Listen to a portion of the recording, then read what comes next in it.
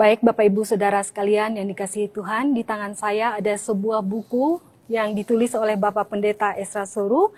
Buku ini berjudul Mengapa Allah Menciptakan Manusia. Seringkali mungkin kita berpikir, bertanya-tanya, mengapa Allah menciptakan manusia? Mengapa Allah menciptakan manusia berbeda dengan ciptaan yang lain? Mengapa Allah menciptakan manusia pada hari yang ke-6 bukan hari yang lain? Dan mengapa Allah menciptakan kita seturut dan serupa dengan gambar Allah? Bagi Bapak Ibu Saudara sekalian yang ingin mengetahui jawabannya, silakan memiliki buku ini dengan cara menghubungi nomor WhatsApp yang tertera pada layar kaca Bapak Ibu Saudara sekalian. Sekali lagi saya informasikan buku yang berjudul Mengapa Allah Menciptakan Manusia yang ditulis oleh Bapak Pendeta Esra Soru dapat Bapak Ibu Saudara sekalian miliki dengan cara menghubungi nomor WhatsApp yang tertera pada layar kaca Bapak Ibu sekalian. Terima kasih. Baik, saya akan melanjutkan pada pertanyaan selanjutnya. Pak Pendeta, bagaimana saya tahu bahwa malaikat itu benar-benar ada dan bukan hanya dongeng saja? Karena nyaris tidak pernah ada manusia yang bisa lihat atau ketemu malaikat sekarang ini.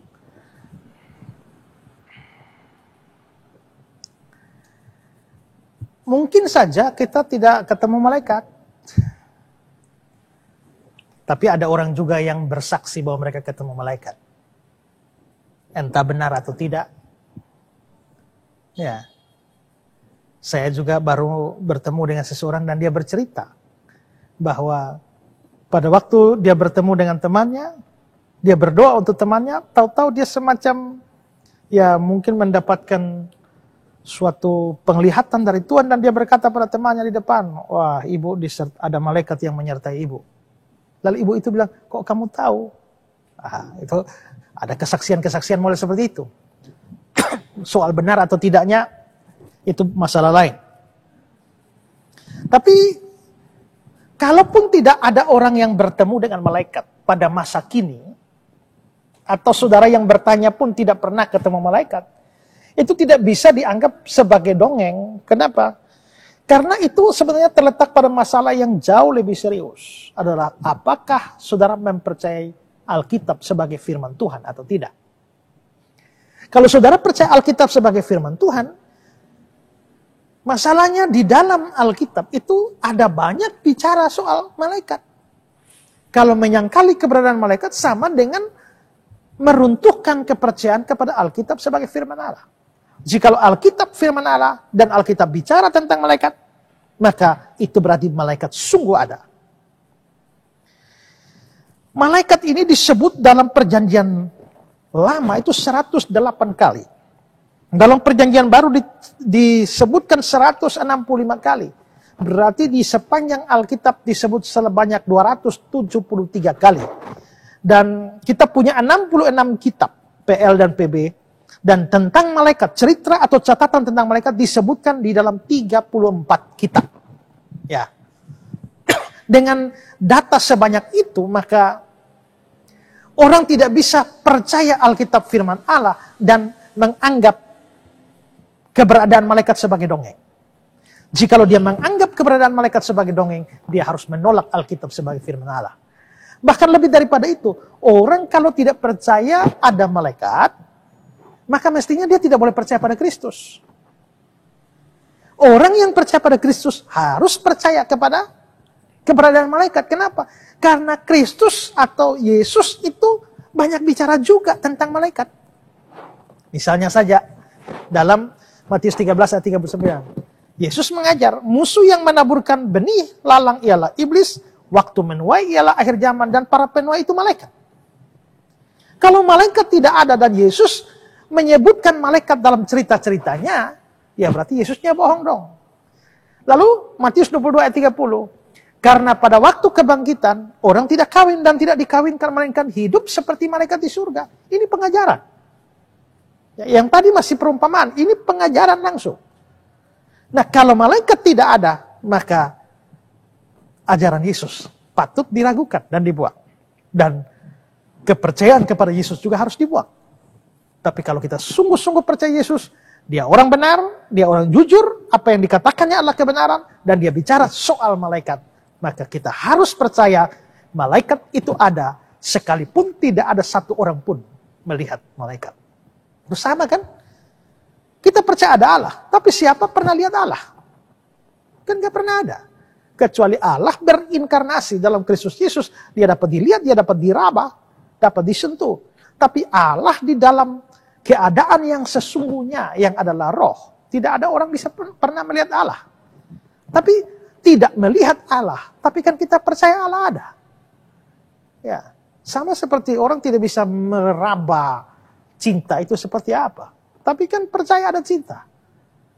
Kita tidak tahu kemerdekaan itu bentuknya segitiga, bulat atau lonjong. Tapi kita percaya bahwa ada yang namanya kemerdekaan, ada yang namanya kebebasan.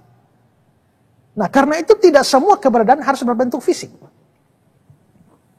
Dan harus bisa dilihat. Satu hari ada profesor ateis mengajar di muka kelas.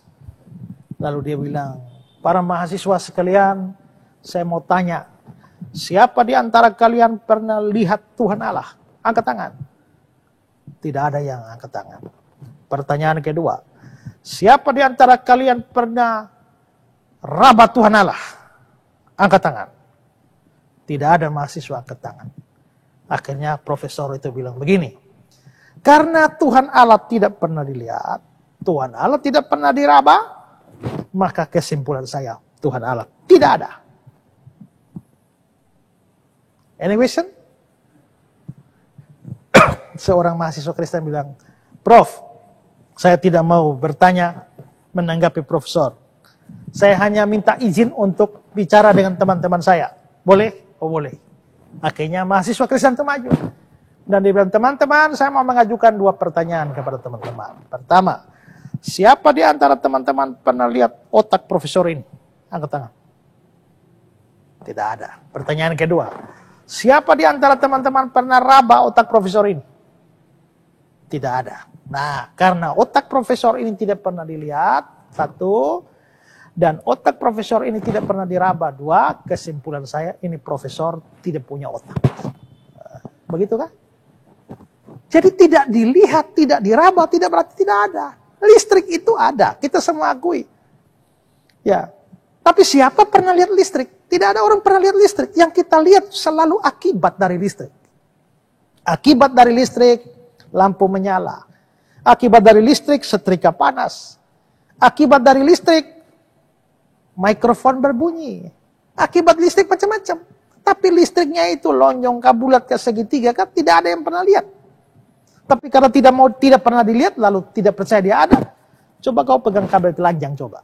Ya, nanti kau langsung sadar memang. Membuat pengakuan iman bahwa listrik itu ada. Ya kan? Tidak terlihat, tapi ada. Nah, karena itulah kita tidak bisa menolak sebuah keyakinan atau keberadaan yang dinyatakan kitab suci hanya karena tidak pernah mempunyai pengalaman melihat atau meraba. Kalau kita orang beriman, asal kitab suci mengatakan demikian, dan asal Tuhan kita pun mengatakan demikian, maka harusnya kita percaya keberadaan malaikat itu, walaupun tak pernah melihat atau berjumpa mereka. Jadi, menurut saya, data kitab suci lebih dari cukup untuk meyakinkan kita sebagai orang beriman bahwa malaikat itu ada. Ya.